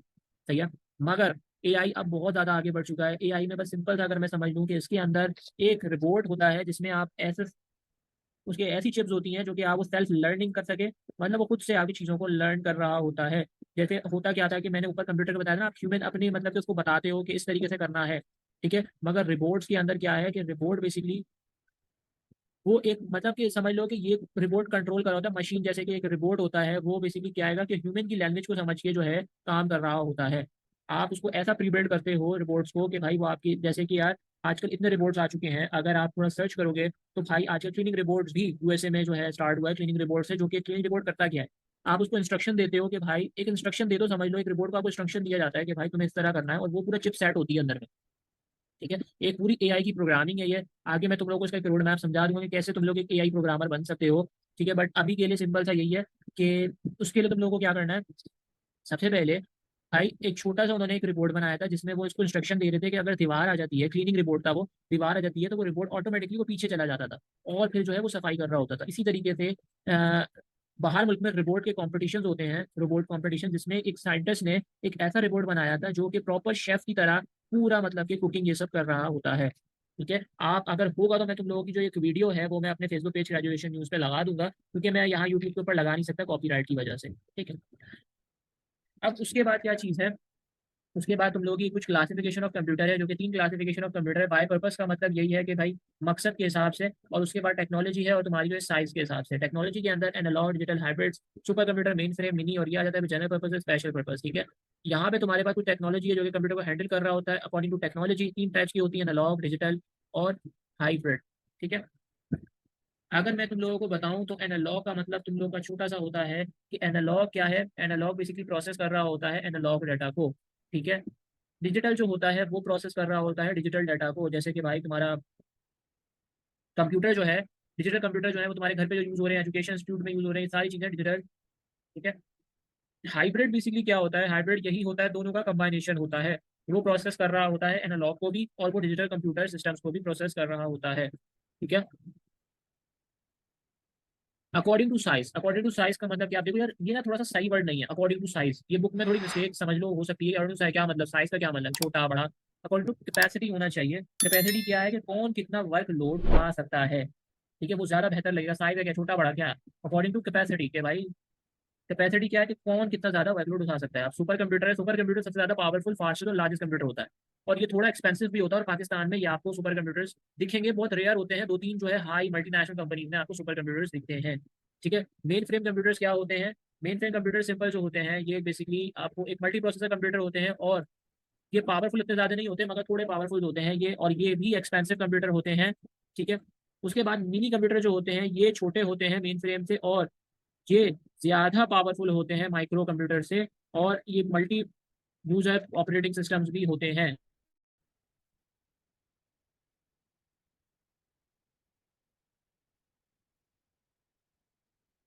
अच्छा यार, जो भी आपके पास बेसिकली यहाँ पर इतना समझ लो कि यार पर्सनल कंप्यूटर आपका है कि भाई, पर्सनल कंप्यूटर वही जिसमें आप वैराइटीज ऑफ टास्क परफॉर्म कर रहे होते हो, ठीक है। डिफरेंट सोशल ऐप्स यूज कर रहे होते हो, ये सारे जो हैं ये चीपर सस्ते भी होते हैं और थोड़ा फास्टर भी होते हैं, ठीक है, आप कर सकते हो। अकॉर्डिंग टू पर्पस क्या चीज़ है, अकॉर्डिंग टू पर्पस आपके पास दो चीज़ें होती हैं, एक जनरल पर्पस कंप्यूटर होता है, एक आपके पास स्पेशल पर्पस कंप्यूटर होता है, ठीक है। जनरल पर्पस कंप्यूटर समझने के लिए अगर मैं तुम लोगों को बताऊं तो जनरल पर्पस कंप्यूटर का कुछ मामला इस तरीके से हैं कि जनरल पर्पस कंप्यूटर, जैसे कि तुम गेम खेल रहे होते हो या वीडियो देख रहे होते हो या वैरायटी ऑफ टास्क परफॉर्म कर रहे होते हो, वो तुम्हारा जनरल पर्पस कंप्यूटर है। स्पेशल पर्पस कंप्यूटर क्या होता है कि एक सर्टन टास्क परफॉर्म कर रहे होते हो, ठीक है, एक तरीके से एक सर्टन टास्क को परफॉर्म करना। अब रोल ऑफ कंप्यूटर क्या होता है, रोल ऑफ कंप्यूटर यही है कि भाई आजकल जो है कंप्यूटर जो है इंक्रीज हो रहे हैं, role of computer day by day, और इसके अंदर basically different fields of life हैं, ठीक है। यहाँ पे उन्होंने यही बताया हुआ है भाई, इन सब चीज़ों को छोड़ दो, कुछ इतना इंपॉर्टेंट नहीं है, मगर हाँ ये चीज़ें तुम्हारी वही सारी चीज़ें कि एक आर्टिफिशियल इंटेलिजेंस यही है कि एक ह्यूमन इंटेलिजेंस दी जाती है मशीन को, सही है। तुम्हारी मशीन जो है, मशीन को एक ऐसी जहानत दी जाती है जैसे वो जो है इंसानों की तरह, मतलब कि जो है वो वर्क कर सकता है और सोच सकता है, ठीक है, वो एग्जीक्यूट कर सकता है, टास्क को एग्जीक्यूट कर सकता है। सिंपल और बहुत कॉम्प्लेक्स ऑपरेशन भी आजकल के एआई बॉट्स जो होते हैं वो परफॉर्म कर रहे होते हैं। और एआई जो है जिसने आपके काम को जो है काफ़ी ज़्यादा आसान बना दिया होता है, मगर एआई कभी भी मैनुअल जो आपके काम है उसको रिप्लेस नहीं कर सकता है। बहुत ज़्यादा फ्यूचर 2025 के अंदर क्या पता एआई इतने हार्ड हो सही है, जो कि आपके मैनुअली उसको रिप्लेस कर सके, काम को इतना ज़्यादा खूबसूरत बनाए। मगर अभी के जो एआईज हैं वो नहीं, मैनुअली नहीं कर सकते रिप्लेस आप, ठीक है। एआई के अंदर बहुत सारी चीज़ें आती हैं जो कि एआई की कुछ फील्ड्स हैं, लाइक मशीन लर्निंग हो गया, ठीक है। आपने डीप लर्निंग हो गया, न्यूरल नेटवर्क्स हो गए, ये सारी चीज़ें होती हैं। रोबोट्स बेसिकली यही होती है। रोबोट्स एक तरीके से समझ लो कि मशीन है जो कि कंप्यूटर से या डिफरेंट उससे कंट्रोल किया जा रहा होता है उसको, क्योंकि वो ऑटोमेटिकली जो है एक्शन परफॉर्म कर रहा होता है। कुछ डिवाइसेस भी हैं, उससे भी आपका जो है रोबोट को कंट्रोल किया जा रहा होता है, और आप उसको एक सेंसरी के तौर पर एक फीडबैक प्रोवाइड करते हो, जो कि जो है रिपोर्ट ज़्यादातर कहाँ पे यूज़ होते हैं आजकल। रिपोर्ट जो है जैसे सऊदीया अगर आप जा रहे हो, सऊदीया वालों ने भी मक्का, और आप इन जगहों पे मक्का जा रहे होते हो तो वहाँ पे भी अब जो है रिपोर्ट्स हो चुके हैं, स्टार्ट लॉन्च हो चुके हैं रिपोर्ट्स जो है वहाँ पे वर्क कर रहे होते हैं। मतलब वर्क क्या कर रहे होते हैं, घूम रहे होते हैं, जो कि एक प्रॉपर वीडियो थी उस चीज़ की भी। और डिफरेंट आप जो है इंडस्ट्री, साइंस, मेडिसिन, इन सब में आप रिपोर्ट को ज़्यादातर मैन्युफैक्चरिंग करने के लिए यूज़ कर रहे होता है। वर्चुअल रियलिटी क्या होती है? वर्चुअल रियलिटी जो है एक आर्टिफिशियल इन्वायरमेंट है। इसको समझने के लिए मैं तुम लोग को इतना सा बता देता हूँ कि देखो यार, फॉर एग्जाम्पल तुम कोई मूवी देखने जाते हो 3D की फॉर्मेट में, तो तुम्हें उसके अंदर क्या होता है कि उसमें तुम्हें ग्लासेस दिए जाते हैं।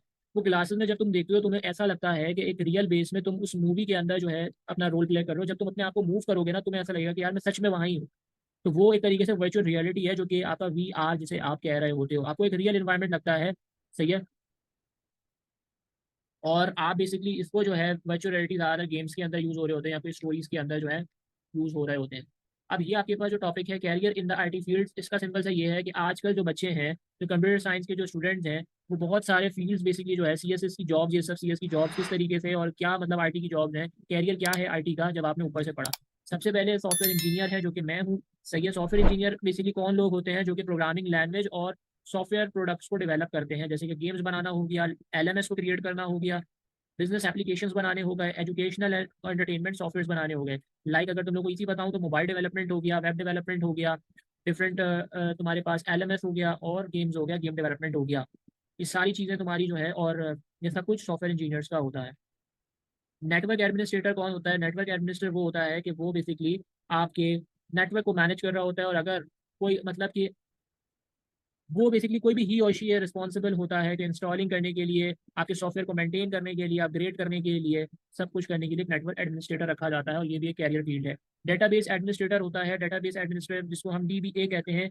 ये भी एक सॉफ्ट IT की बेसिकली कैरियर है, जिसके अंदर हम करते क्या है, हम अपने डाटा को सिक्योर बना रहे होते हैं। जो भी डाटाबेस है आपका सिक्योर बना रहे होते हैं, लाइक एडिट करना, अपडेट करना डाटाबेस को, और सारे ऑफिस बिजनेस ये सब में।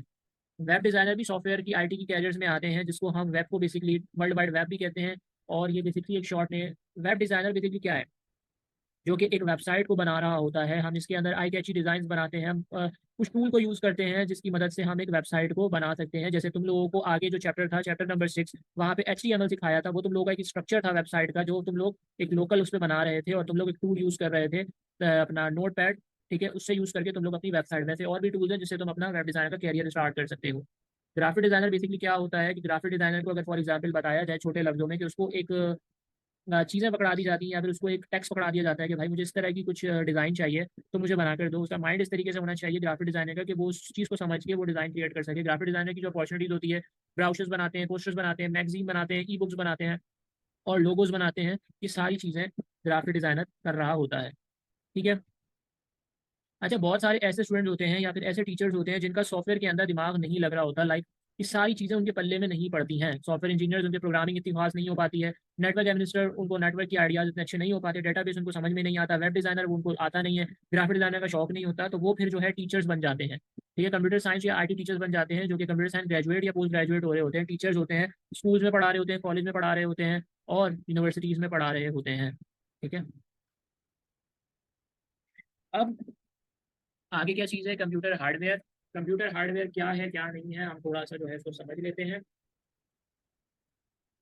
कंप्यूटर हार्डवेयर के अंदर देखो यार, सिस्टम यूनिट एक बेसिकली इतना समझ लो कि कंप्यूटर जो है वो कंसिस्ट कर रहा होता है सॉफ्टवेयर और हार्डवेयर में। सॉफ्टवेयर एक ऐसा प्रोग्राम होता है जो कि कंप्यूटर पे रन कर रहा होता है, और हार्डवेयर एक ऐसा फिजिकल पार्ट होता है कंप्यूटर का, जो कि रन कर रहा होता है प्रोग्राम को और एप्लीकेशन को। हार्डवेयर को बेसिकली आप टच भी कर सकते हो और सीन भी कर सकते हो, मगर सॉफ्टवेयर को आप नहीं कर सकते। सॉफ्टवेयर बेसिकली क्या होता है, वो आपके कंप्यूटर के अंदर होता है, और हार्डवेयर जो होता है वो आपके जो है कंप्यूटर में होता है, आप उसको टच कर सकते हो हार्डवेयर को। सिस्टम यूनिट क्या है? सिस्टम यूनिट एक ऐसा कंप्यूटर का पार्ट है जिसके अंदर प्राइमरी डिवाइसेस होती हैं, जैसे कि आप जो है कोई ऑपरेशन परफॉर्म कर रहे हैं, कोई कॉम्प्लेक्स कैलकुलेशन कर रहे हैं, इसके अंदर सारी चीज़ आपके पास मदरबोर्ड सीपीयू सब चीज़ आ जाती है। अच्छा, ये चीज़ तुम लोगों ने कभी कंप्यूटर अगर ओपन करा हो या फिर तुम लोग बनवाने गए हो तो तुम लोगों ने अपने सीपीयू के अंदर ये देखा होगा लाजमी। इसके अंदर तुम्हारे पास सारे ये पोर्ट्स लगे हुए होते हैं। ये क्या है? ये तुम्हारा पोर्ट है जो कि जिसके अंदर तुम अपना यूएसबी ये सब लगा रहे होते हो। ये इंटरनेट का कनेक्शन है जहाँ पे तुम अपना इंटरनेट लगा रहे होते हो। ये तुम्हारा माइक्रोफोन्स का है, ठीक है, जहाँ पे तुम लोग माइक वाइक ये सब कनेक्ट कर रहे होते हो। इधर तुम्हारी सारी चिप्स होती हैं जो कि बायोस की चिप्स होती हैं, ठीक है। तो ये पूरा यही है कि मदरबोर्ड बेसिकली आपका क्या है। मदरबोर्ड एक आपका एक मेन बोर्ड होता है जो कि कंप्यूटर के बहुत डिफरेंट पार्ट्स को कनेक्ट कर रहा होता है। ये मैंने जैसे तुम लोगों को बताया कि ये सारी चीज़ें इसमें कनेक्ट कर रहा है, जैसे इंटरनेट का है, यहाँ पे यूएसबी है। इसके अंदर बहुत जैसे माइक्रो प्रोसेसर तुम लोगों को समझाया था ना मैंने, वही चीज़ है ये पूरा। इसके अंदर पोर्ट्स होते हैं, बस होते हैं, रैम रोम सब कुछ यहाँ पे तुम लोगों को मिल जाएगा। सही है। अब अब यहाँ पे तुम्हारे पास माइक्रो प्रोसेसर है, मतलब माइक्रो प्रोसेसर में इतना तुम लोग समझ लो कि अगर मैं तुम लोगों को समझाऊं तो भाई सीपीयू या माइक्रो प्रोसेसर ये ब्रेन होता है कंप्यूटर का, ठीक है। माइक्रो प्रोसेसर एक ऐसी चिप होती है जो कि बहुत टाइनी ट्रांजिस्टर से वो होती है, बहुत सारे जो ये ट्रांजिस्टर जो होते हैं इसके अंदर जो मैनिपुलेट कर रहा होता है डाटा को, और ये आपकी सारी कैलकुलेशन को परफॉर्म कर रहे होते हैं कंप्यूटर वर्क करने के लिए, ठीक है। ये बेसिकली बना हुआ किससे होता है? ये सिलिकॉन से बना हुआ होता है जो कि क्या है, और इसमें जो इसका स्पीड जो होती है कंप्यूटर की, ये डिपेंड कर रहा होता है कि आपका बेसिकली माइक्रो प्रोसेसर जो है वो क्या स्पीड कर रहा है। और माइक्रो प्रोसेसर बेसिकली जो है उसके अंदर एक क्लॉक स्पीड होती है जो कि आप उसको किससे मेजर कर रहे होते हैं? आप उसको GHz से कर रहे होते हैं। आप GHz, अब पेंटियम 4 जो था ना बेसिकली, जब उस टाइम पे हमारे पास पेंटियम 4 और ये सब आया था तो वो जो है आपका MSZ से कर रहा होता था। मगर अब जो आपके पास 3 GB से जो ऊपर आ रहे होते हैं ना, सही है, तो वो जो आपके होते हैं वो गीगा हर्ट्ज में होते हैं, ठीक है। उस टाइम पे जो बेसिकली गीगा हर्ट्ज होता है, ये पेंटियम 4 जो होता था वो मेगा हर्ट्ज होता था, मगर ये जो है गीगा हर्ट्ज होता है। और उसके बाद मोर कोर और कैशे बेसिकली क्या होता है? कैशे एक तरीके से समझ लो वो होता है जैसे फॉर एग्जाम्पल तुम कोई भी वेबसाइट देखते हो या कुछ भी देखते हो, वहाँ पे तुम्हारे पास जो है लिखा हुआ होता है कि कैशे तुम लोगों ने अपना जो है इसको करना है, तुम लोग ओके कर देते हो। या फिर तुम लोग फॉर एग्जाम्पल अगर तुमने ब्राउजर की सेटिंग में जाओ तो वहाँ पे तुम लोग कैशे रिमूव करने का भी होता है जो कि बहुत इंपॉर्टेंट होता है। 5 टाइप के कंपोनेंट्स होते हैं माइक्रो प्रोसेसर के अंदर: अर्थमेटिक लॉजिक यूनिट और कंट्रोल यूनिट। इसके अंदर कंट्रोल बेसिकली क्या है, इतना समझ लो कि ALU क्या होता है। ALU असल में कैलकुलेशन आपकी जो है परफॉर्म कर रहा होता है, अर्थमेटिक कैलकुलेशन। अर्थमेटिक फिर ये आपके लॉजिक के बेस पे कर रहा होता है। अर्थमेटिक कैलकुलेशन क्या है? एडिशन सब्ट्रैक्शन ये सारी चीज़ें कर रहा होता है। कंट्रोल यूनिट क्या है? कंट्रोल ये समझ लो कि मैं तुम लोगों को अगर ये चीज़ समझाने लगूँ तो तुम लोगों को सबसे पहले मैं आगे चल के ये वाला टॉपिक क्लियर करता हूँ जो तुम लोगों को इधर समझ में आ जाएगा। क्लॉक क्या होता है? क्लॉक बेसिकली जनरेट कर रहा होता है पल्सेस की फॉर्म में, और ये बेसिकली जो है इसकी स्पीड क्या होती है? सही है, मेगा हर्ट्स और गीगा हर्ट्स में दोनों में की स्पीड होती है। मेगा हर्ट्स बेसिकली जो होता है वो पेंटियम 4 जो उस पे होता है, ठीक है। और फिर जो आगे के जितने भी सीपीयूज आए हुए हैं, ठीक है, तो वो बेसिकली जो है आपके गीगाहर्ट्ज पे है। रजिस्टर क्या चीज़ होती है? एक टेम्परेरी स्टोरेज मेमोरी होती है, इतना समझ लो। वो करता क्या है कि वो आपके डाटा को होल्ड करता है, मतलब कि आपका डाटा को होल्ड करा और फिर वो वापसी आ जाता है अपनी जगह पर। मतलब कि कितना डाटा आपने होल्ड कर लिया, 8 बिट, 16 बिट, 32 बिट, कितना डाटा वो होल्ड करता है, उससे ज़्यादा फिर वो वापसी अपनी जगह पर आ जाता है। कैशे तुम लोगों को मैं बता चुका हूँ जो तुम्हारे माइक्रो प्रोसेसर में होते हैं, ठीक है। अब बसेस क्या होती हैं ये काफ़ी इंपॉर्टेंट है। तो बसेस बेसिकली जो है ये आपका एक तरीका डाटा सेंड कर रहा होता है और रिसीव कर रहा होता है डिफरेंट कंपोनेंट में, जैसे कि तुम्हारा एक रोड है, ठीक है। सबसे पहले कंट्रोल बस क्या चीज़ होती है? कंट्रोल बस यही होता है कि कंट्रोल का मतलब क्या है कि तुम्हारे पास एक बस है, ठीक है। बस के अंदर सारी एक्टिविटीज जो है वो हो रही हैं, ठीक है। डाटा में क्या होता है?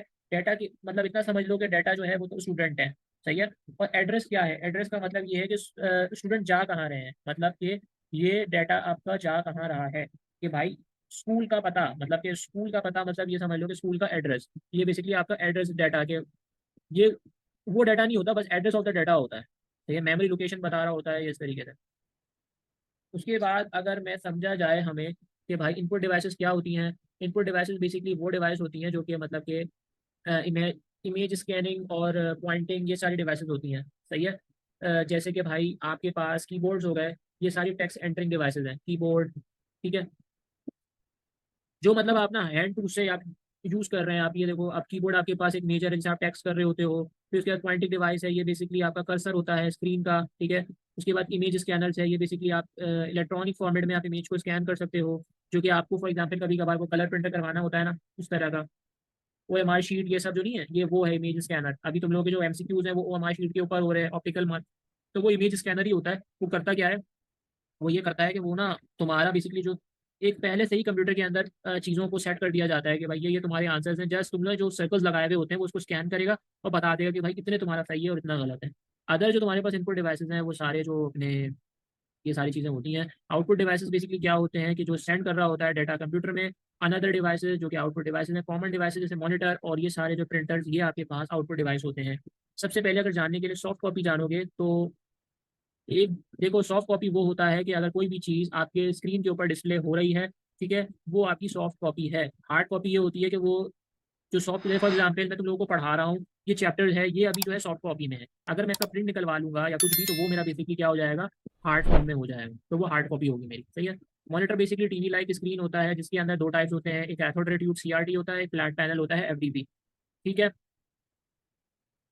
डाटा प्रोजेक्टर क्या होता है, डाटा प्रोजेक्टर ये होता है कि तुम लोगों ने देखा होगा, अगर तुम लोग किसी भी इंस्टीट्यूट में पढ़ रहे हो आजकल, भाई अच्छे अच्छे इंस्टीट्यूट जो होते हैं, कोचिंग सेंटर्स होते हैं, वो डाटा प्रोजेक्टर यूज कर रहे होते हैं। एक कलरफुल मतलब क्या होता है, जो छोटा सा बॉक्स टाइप का होगा, उसके अंदर क्या होता है कि भाई आप यूएसबी ये सब लगाते हो, सही, यूएसबी लगाते हो और वो आपको एक ना, मतलब एक लाइट प्रोजेक्टर की तरह वो लाइट आपको बोर्ड के ऊपर जाएगी और वो यूएसबी जो है आपने उसमें स्लाइड लगाई हुई है कुछ भी वीडियो फॉर्मेट में, वो आपको शो कर रही होगी वहाँ पे। इस तरीके स्पीकर्स वही होते हैं, स्पीकर्स भी जो होते हैं वो आउटपुट वाले होते हैं, जिससे आप बेसिकली सॉन्ग वॉन्ग या फिर कोई भी साउंड सुन रहे होते हो, वो सारी चीज़ें हैं। हार्ड कॉपी में तुम्हें बता चुका हूँ, हार्ड कॉपी जो है वो पेपर की फॉर्म में होता है। अगर मैं ये चीज़ का जैसे मॉनिटर, इसका ये पूरे पेज का मैं अभी जो देख रहा हूँ वो सॉफ्ट कॉपी है, इसका अगर मैं प्रिंट निकाल लेता हूँ that was the hard copy. Printer क्या होता है, प्रिंटर यार यही होता है जैसे कि भाई अब जो हार्ड कॉपी है उसको मैंने जो निकाल लिया, ठीक है, जैसे सॉफ्ट कॉपी था मैंने हार्ड कॉपी निकाल लिया, अब जो निकाला है वो किसकी मदद से निकाला है, मैंने प्रिंटर की मदद से निकाला है। प्रिंटर दो टाइप के होते हैं, इम्पैक्ट और नॉन इम्पैक्ट, ठीक है। स्टोरेज डिवाइस क्या होती है, स्टोरेज डिवाइस बेसिकली वो होती है कि आपकी इन्फॉर्मेशन को स्टोर कर रहा होता है, दो तरीके की होती है, एक प्राइमरी होती है, एक सेकेंडरी होती है। प्राइमरी के अंदर बेसिकली दो चीज़ आती है, रोम और रैम। रोम बेसिकली सिर्फ आपकी मेमोरी को रीड कर रहा होता है, रैम बेसिकली क्या होता है, रैम वोल्टाइल होता है, मतलब कि अगर वो इस तरीके से होता है कि वो आप डाटा या कंटेंट, कोई भी आपका डाटा है, जब अगर पावर सप्लाई बंद हो गई तो आप उसको लूज कर जाओगे, वो आपका बेसिकली है। मतलब एक टेम्परेरी फॉर्म में रैम होता है, ठीक है, मगर रोम जो होता है वो एक परमानेंटली फॉर्म में आपको मिल जाता है। सेकेंडरी जो होता है, सेकेंडरी स्टोरेज बेसिकली एक लार्ज स्टोरेज होता है और ये परमानेंटली स्टोर करता है डाटा को। अब वो क्या चीज़ होती है सेकेंडरी, जिसके अंदर हार्ड डिस्क, सीडी, डीवीडी, आपका सी एसडी कार्ड, मोबाइल के अंदर एसडी कार्ड जो लगते हैं और यूएसबी होता है, वो सारे एग्जाम्पल है सेकेंडरी उसकी। अब ये आपके पास बेसिक ऑपरेशन कंप्यूटर का क्या है, बेसिक ऑपरेशन अगर मैं तुम लोगों को समझाऊं तो सिंपल सा है कि तुम लोगों के पास सबसे पहले जो है एक इनपुट होता है, ठीक है। तुम लोग फॉर एग्जाम्पल कि तुम लोगों को अपना एक पेपर को प्रिंट निकालना है, तो तुम लोग क्या करोगे कि सबसे पहले वो पेपर का जो है उसको देखोगे कि वो फाइल कहाँ है, वो तुम्हारा एक इनपुट है, उसको प्रोसेस करोगे पूरा, ठीक है, वो प्रोसेसिंग होगी, फिर वो फिर क्या होगा कि वो फिर चेक करोगे भाई किधर स्टोर हो रहा है वो वहाँ से, और फिर तुम उसका एक आउटपुट निकाल लोगे, ठीक है। पहले इनपुट होगा, इनपुट करने के बाद तुम उसकी प्रोसेसिंग होगी, फिर वो स्टोर करेगा, फिर उसके बाद जो है वो आउटपुट निकाल देगा। उसके बाद तुम्हारे पास ये जो है कंप्यूटर सॉफ्टवेयर है। सिस्टम सॉफ्टवेयर बेसिकली क्या होते हैं, सिस्टम सॉफ्टवेयर वही होते हैं जो कि तुम्हारी सारी एक्टिविटीज और फंक्शन ऑफ कंप्यूटर को जो है कोऑर्डिनेटली परफॉर्म कर रहे होते हैं। और ऑपरेटिंग सिस्टम, डिवाइस ड्राइवर, ये सारी चीज़ें हैं। ऑपरेटिंग सिस्टम मैंने तुम लोगों को ऑलरेडी बताया हुआ है चैप्टर नंबर 2 के अंदर, तो उसको जाकर देख लो, समझ में आ जाएगा। डिवाइस ड्राइवर भी मैंने तुम लोगों को बताया था चैप्टर्स के अंदर, वो भी तुम्हें वहाँ पर समझ में आ जाएगा।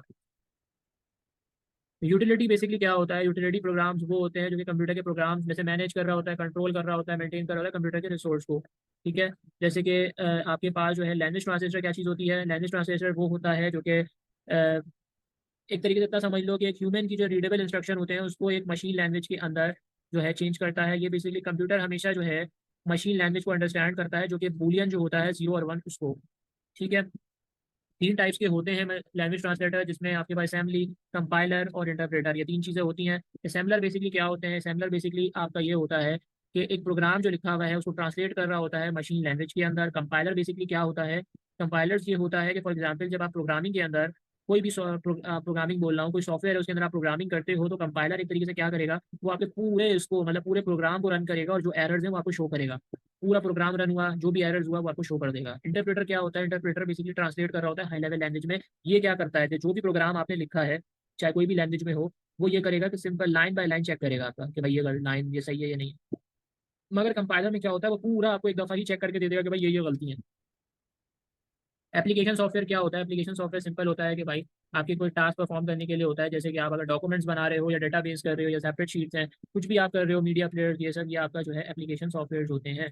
जैसे आप जो है कोई MS एक्सेल के ऊपर काम कर रहे हो, ये सारी चीज़ें जो है एप्लीकेशन सॉफ्टवेयर होता है। प्रोडक्टिविटी सॉफ्टवेयर क्या चीज़ होती है, प्रोडक्टिविटी सॉफ्टवेयर वो सॉफ्टवेयर होता है जो कि आपको डॉक्यूमेंट, डेटाबेस, ये सब बनाने में करता है। बहुत सारी प्रोडक्टिविटी सॉफ्टवेयर जो होता है वो बिजनेस या ऑफिस में यूज हो रहे होते हैं, जैसे एमएस ऑफिस है।